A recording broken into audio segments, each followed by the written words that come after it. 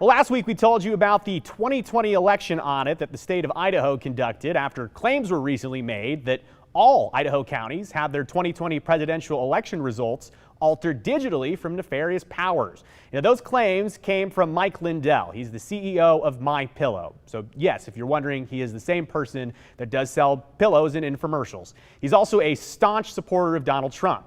Now, Lindell has publicly stated that votes cast for Trump in the last election were illegally changed to votes for President Joe Biden.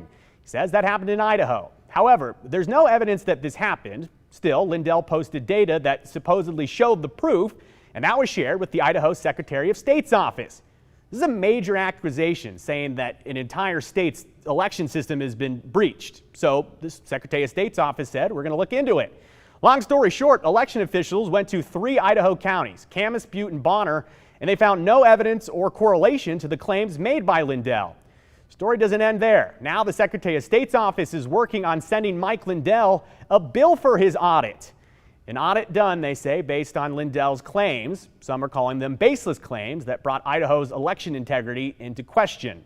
Again, this is not a light matter for the state, and the Secretary of State's office tells me that they are working to get an invoice ready, which should go out in about 2 weeks. Now, of note, I've seen this question asked. The audits that were done by the state of Idaho last week, they were actually paid for by a federal grant that Idaho got a few years back, and it was a grant for election-related costs. So, no, your Idaho tax dollars didn't pay for the audits, but in a roundabout way, your federal taxes from a few years ago were in the pot, and that may have helped pay for the audit.